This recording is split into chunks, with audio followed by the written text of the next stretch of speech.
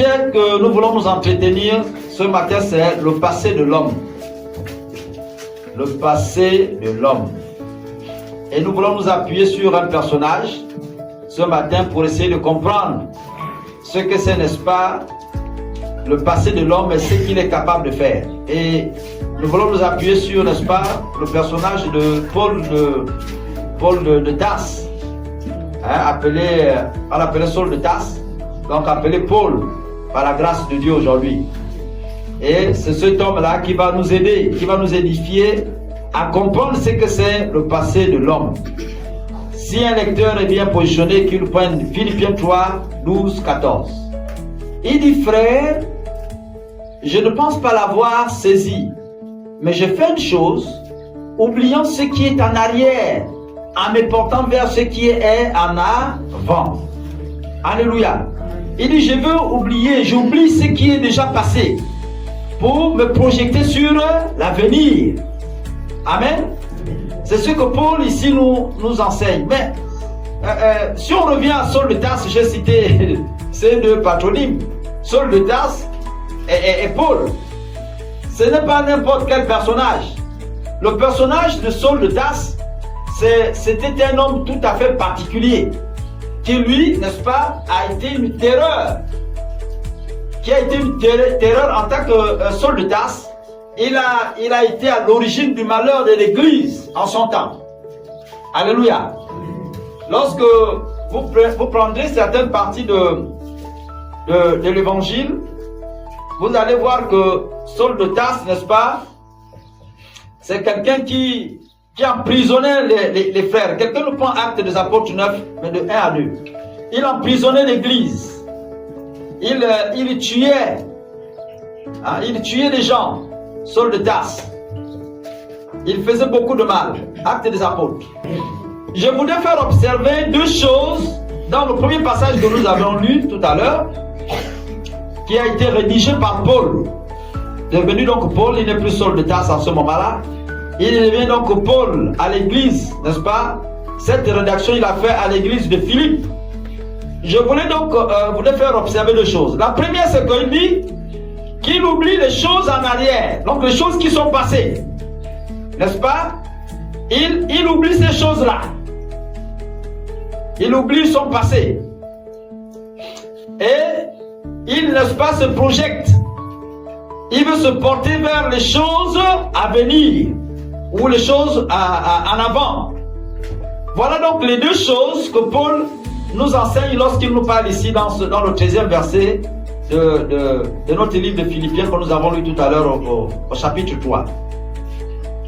Si Paul, qui lui, n'est-ce pas, était quelqu'un de méchant, d'aussi mauvais, est arrivé à vous dire par inspiration, par révélation, qu'il marche aujourd'hui en tant que Paul, il marche aujourd'hui en faisant tout, en oubliant ce qui était passé, c'est juste bien aimé que Paul qui donne ce conseil, sait, il connaît le passé douloureux de sa personne. Alléluia. On ne parle pas ici de n'importe qui. Si vous voulez trouver la mort d'Étienne, vous prenez dans le livre de Actes des Apôtres 7, 58. Là, on parle de la mort d'Étienne. La Bible dit que lui, il a participé à la mort d'Étienne, l'apôtre. Il était là et il était content. Cet homme qui les tenait, qui cherchait, lui-même il part chercher des autorisations pour tuer les gens, pour condamner les chrétiens à Damas.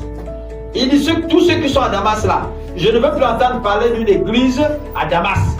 Moi je vais les condamner tous. Ils vont finir en prison. Donc cet homme-là était un homme d'un passé douloureux. Nous pouvons imaginer que le passé de Paul était plongé dans la douleur.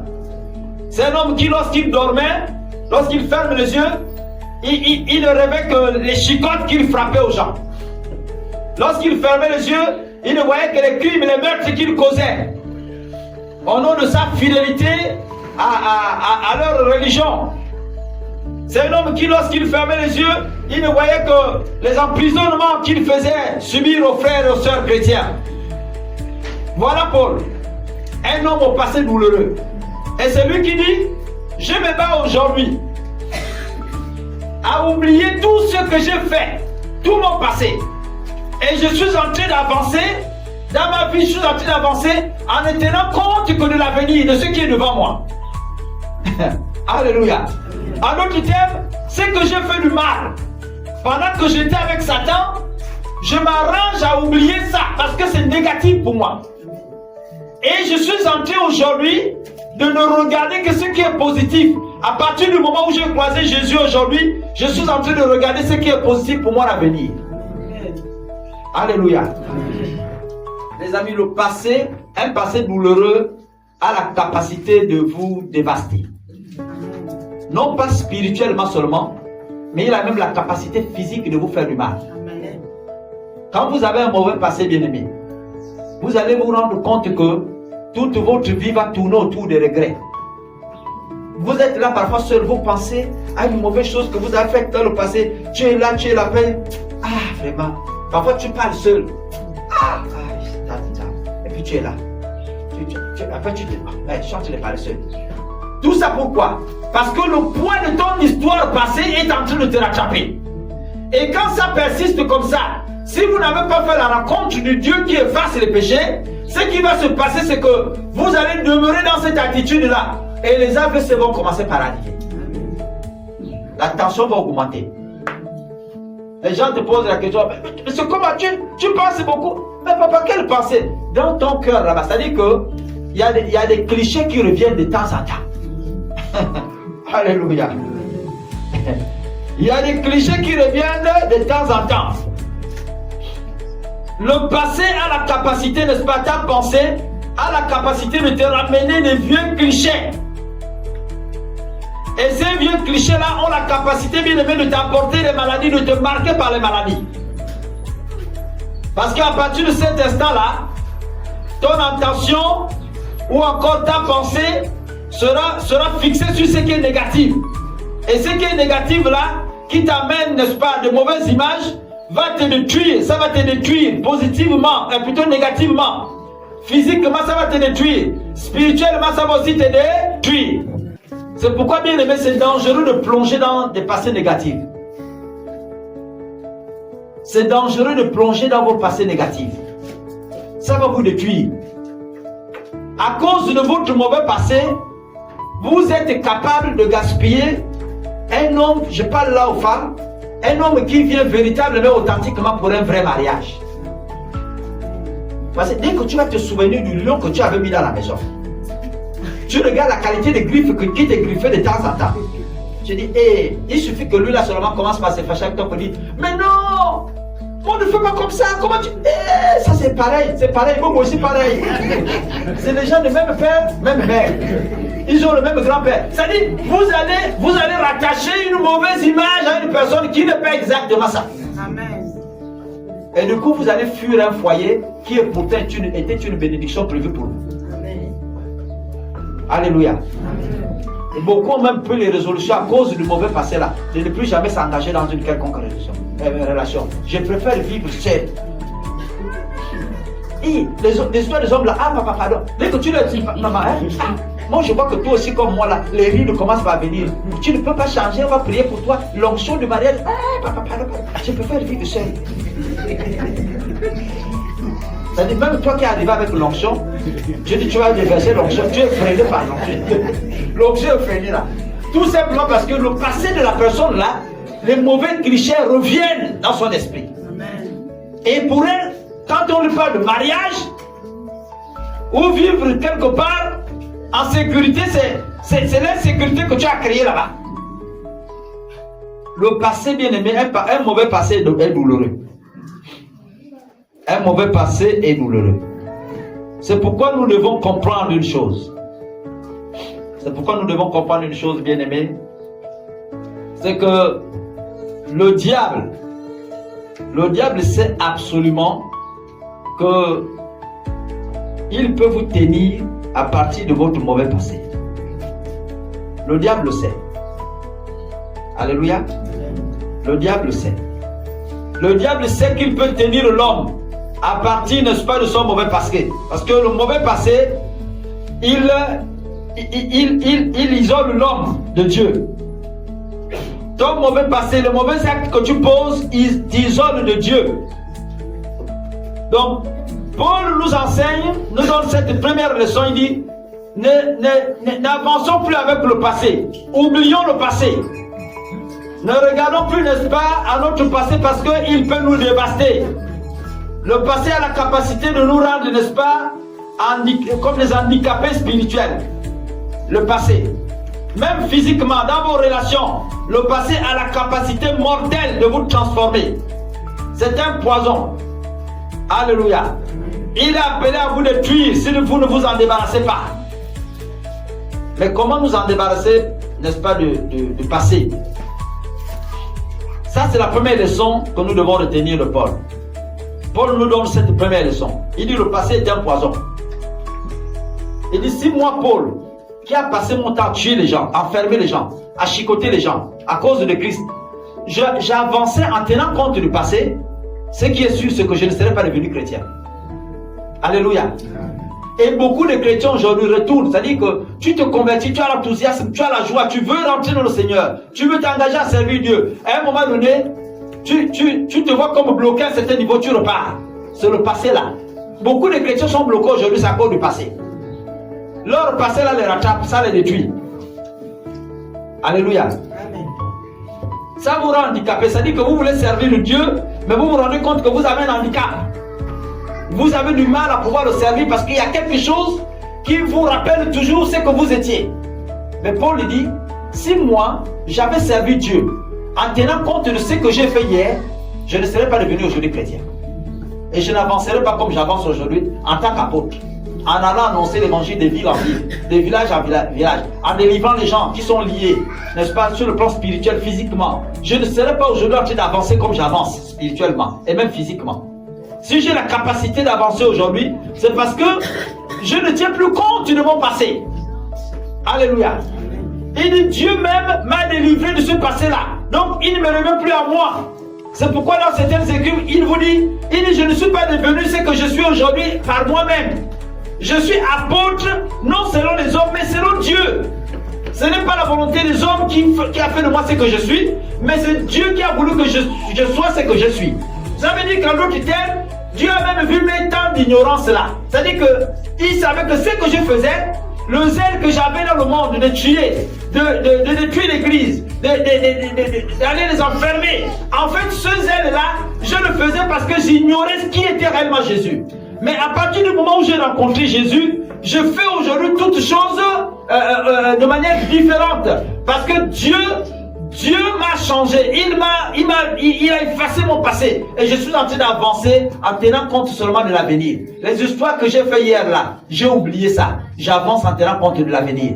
Je regarde à la couronne que Dieu m'a placée devant. Pas ce qui s'est passé hier. Alléluia. Beaucoup de chrétiens sont bloqués à cause de ça. Ils regardent son handicap spirituel. Je ne peux pas vraiment. Dès que tu me pousses un peu, tu pries pour une femme qui est enceinte. Seigneur, je prie pour cet enfant. Et puis le diable vient te rappeler. Il dit, aujourd'hui c'est toi qui demandes de protéger l'enfant. C'est pas toi qui as avorté hier. Toi aussi que, Seigneur. Et là la prière commence par trembler. Tu commences par changer. Là le comportement, Seigneur. Tu es maintenant dans le doute. En ce moment-là, ton esprit n'est plus en connexion avec l'esprit du Très-Haut. Tu es désormais dans le doute. La panique commence par te gagner. Simplement parce que le diable vient de te rappeler ton passé. La tremblante commence par te toucher. Alléluia. C'est là où le diable nous tient. Et beaucoup de chrétiens sont captifs là, prisonniers. Tu as même du mal à dire aux gens, je suis devenu chrétien. Papa, toi chrétien? Oui. Papa. Chrétien. C'est-à-dire tu as du mal à le dire aux gens. Dès qu'on te dit, mais dimanche comme ça, quand tu viens te voir habillé, tu pars où? Je m'arrête quelque part là. Tu dis tu pars à l'église. Le photo. Sinon, ceux qui te connaissent là, dis peut-être qu'on t'a même surnommé Satan à l'époque. Satan, ouais, on est à l'église. Nous, on ne parle pas avec le surnom. Toi aussi, tu pars à l'église? Ouais. Non, ne va pas gaspiller l'église. Les païens là, ils ont des mots forts. Il dit, papa, laisse ça. Laisse ça, on se connaît ici. Ne va pas gaspiller l'église, mon frère. Viens, on boit le vin, on reste tranquille. Toi, tu vas faire quoi là-bas? C'est vous là qui détruisez l'église. Laisse bien. Toi aussi, tu es là, tremblante et tout. Ah, mais je vais faire comment? Je m'avais tellement enlevé le péché. Pourtant, la salle ne peut pas quitter. Pourtant, la salle ne peut pas quitter. Beaucoup sont aujourd'hui captifs. Alléluia. Beaucoup sont aujourd'hui captifs. La deuxième leçon que nous devons retenir de ce conseil de Paul, c'est que nous devons, n'est-ce pas, comprendre que si le péché, n'est-ce pas, dévaste l'homme, Dieu a prévu le plan de salut pour l'homme. Et si Dieu a pardonné l'homme, si Dieu a même pris la peine d'effacer le péché de l'homme, c'est qu'il a compris l'importance d'enlever ce poison dans le corps mortel de l'homme. Dieu n'a pas enlevé, c'est-à-dire que Dieu, il n'a pas seulement tenu compte de ce que tu as péché et qu'il doit te pardonner. Alléluia. Frère, si tu peux nous retrouver Ésaïe 43, tu liras le verset 25 et 26. Dieu n'a pas seulement tenu compte de ce qu'il doit te pardonner le péché. Mais en plus de pardonner, il a pris la peine d'effacer complètement. Alléluia. C'est-à-dire, il dit ça là. J'ai oublié tout ce que tu as fait, j'ai enlevé ça. Tu n'es plus celui que tu étais hier. Je fais de toi une nouvelle personne. Oui, frère. Ésaïe 43, oui. Verset 26. C'est moi qui efface tes transgressions pour l'amour de moi. Reprends, frère. C'est moi. Quoi qu'ils n'ont pas compris. C'est moi qui efface tes transgressions pour l'amour de moi. Et je ne me souviendrai plus de tes péchés. Amen. Révèle ma mémoire, plaidons ensemble. Parle toi-même pour te justifier. Alléluia. Il dit c'est lui-même, hein. Il dit c'est moi qui efface tes transgressions, c'est-à-dire que ton iniquité, ton péché là, pour l'amour de moi. Est-ce que vous comprenez? Je crois que à ce niveau-là, il dit, Dieu dit c'est pour son amour à lui, à cause de son amour à lui, pour l'amour de lui-même, qu'il a effacé tes péchés. Ce que Dieu est en train de vouloir nous dire, c'est que quand Dieu parle ici, il se projette déjà sur la mort du sacrifice de Jésus sur la croix. Et il dit à cause de Jésus, donc pour l'amour de moi-même, j'ai décidé d'effacer tes péchés. Ce n'est pas à cause de toi. C'est-à-dire que tout ce que tu as fait là, moi je m'en fiche de ça. Mais à cause de celui que j'ai envoyé, donc moi-même, pour l'amour de moi-même, j'ai décidé d'effacer tes péchés. Je ne te pardonne pas seulement, mais je vais tenir compte de telle sorte que, en fait, ça n'a même plus jamais existé. Alléluia. Dites-vous que vous êtes une nouvelle créature. Alléluia. Je vous dis, vous êtes de nouvelles créatures. À cause de lui-même. Donc quand Dieu vous regarde, il regarde votre passé, il ne voit plus votre passé, il voit Jésus en vous. Si Dieu lui-même a pris la peine d'effacer ça, pourquoi vous voulez garder ça? Alléluia. Ce que vous avez fait hier, vous l'avez fait parce que vous ne connaissez pas Christ. C'est ce que l'on appelle le temps d'ignorance. Il vous arrive de faire du mal aux gens parce que vous ne connaissez pas Christ. Ça là, ce sont des temps d'ignorance, vous ne connaissez pas Christ. Mais maintenant que vous le connaissez, vivez comme de nouvelles personnes. Avec une nouveauté de mentalité. Une nouvelle mentalité. Une nouvelle manière de penser. Et vivez votre avenir de cette manière-là. Il dit pour l'amour de lui-même, il a pris soin non seulement de pardonner, mais également de effacer. Et il ne se souviendra plus. Mais ensuite, il te dit ceci. Voilà ce qu'il te dit. Il dit, réveille ma mémoire. Plaidons ensemble. Parle toi-même pour te justifier. Alléluia. Bien-aimé, quand vous rentrez en prière, rappelez à Dieu ses promesses. Alléluia. Dites à Dieu, Seigneur, je reconnais que j'étais mauvais. Je reconnais, Seigneur, j'ai tué, j'ai fait ci, j'ai menti, Seigneur, je fais ça, je fais ça. Et Dieu dit, il dit, réveille-moi, réveille-moi ma mémoire. Alléluia. Amen. Et ensuite, dis-moi, Seigneur, tu as promis d'effacer et de pardonner mes péchés. Je vais me souvenir de ça, parce que c'est ma parole. Il dit, réveille ma mémoire. Dis-moi ce que j'ai promis de faire pour toi, et je vais l'accomplir. Rappelle à Dieu ses promesses. Il a dit qu'il sera avec toi. Il a dit qu'il va effacer tes péchés. Il a dit qu'il va pardonner.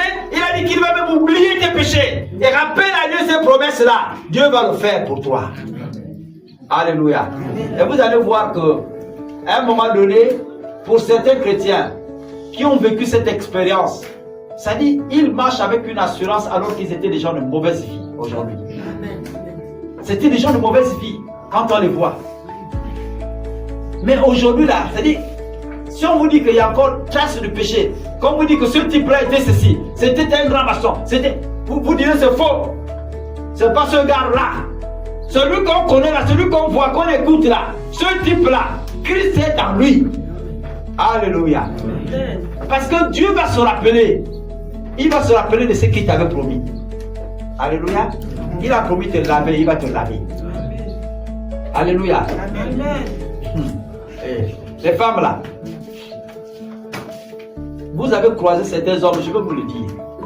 Certains hommes qui, parfois, lors de vos différentes intimités, ont tenté de gaspiller votre vie. J'ai dit tenter de gaspiller votre vie parce qu'une fois en Christ, Dieu renouvelle toutes choses. Amen.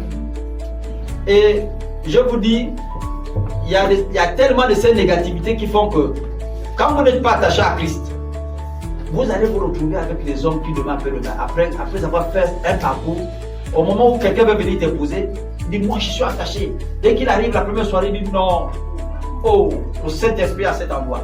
Mais après, dès qu'il parle, 2 fois 3 fois, il disparaît comme ça, là, sans plus jamais revenir. Vous vous dites, qu'est-ce qui se passe?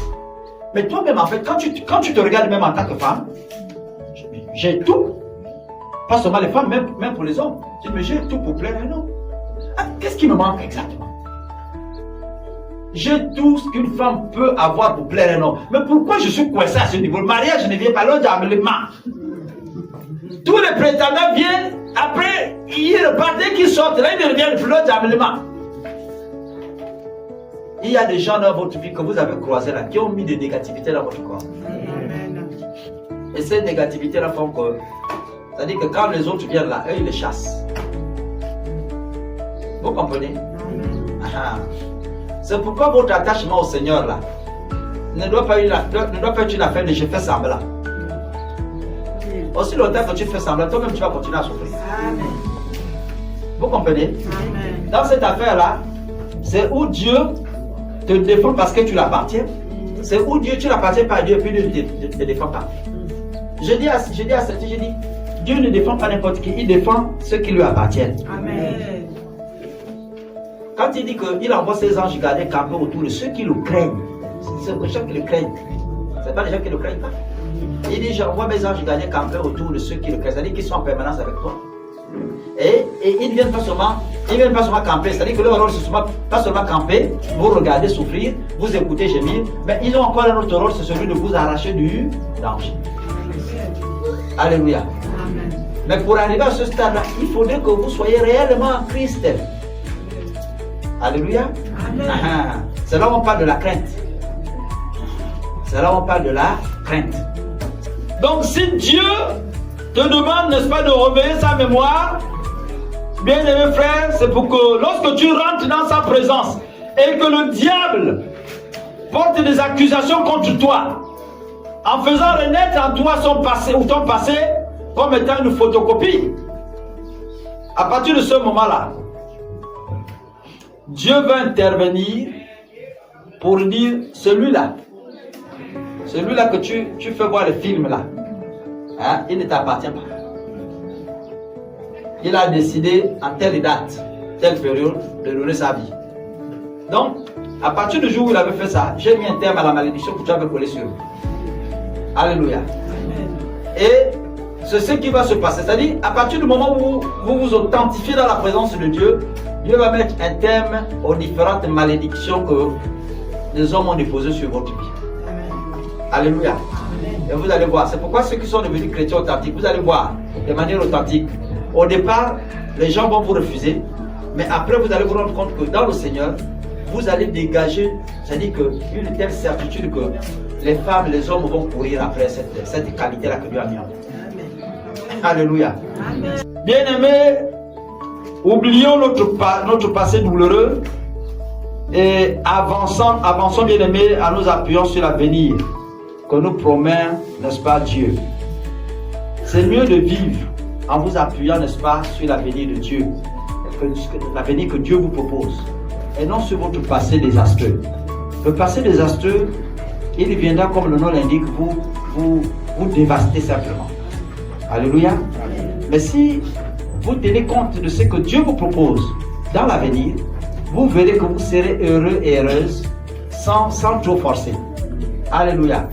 Avec un homme ou sans un homme, vous serez heureuse. Vous serez heureux. Avec une femme ou sans une femme, vous vous rendez compte que vous serez heureux. Alléluia. Mais ça là, c'est Dieu qui est capable de le faire. Mais pour qu'il le fasse, il faudrait que vous soyez en harmonie avec lui. Donnez vos vies à Jésus. Et il sera capable de le faire. C'est là où la nouveauté de vie va commencer par s'opérer en vous. Alléluia. Donnez vos vies à Jésus. De telle sorte que là où vous avez été haïs autrefois par les hommes, là où vous avez été autrefois maudits par les hommes, que Dieu change ces malédictions-là. Il n'y a que lui qui soit capable de le faire. Mais si vous n'êtes pas connecté à lui, ce n'est pas évident qu'il puisse lui aussi arriver à changer vos vies. Ce ne serait pas évident. Le Père ne protège que ses enfants. Si tu n'es pas l'enfant du Père, comment il peut te protéger? Vous comprenez ça? C'est-à-dire, il ne peut pas protéger. Moi, je suis allé, je disais à ma fille, j'ai dit, maman, je suis arrivé à l'hôpital ici parce que toi, ma fille, tu es là. Il y a beaucoup d'autres malades ici. Mais je ne suis arrivé que parce que toi, ma fille, tu es à l'hôpital.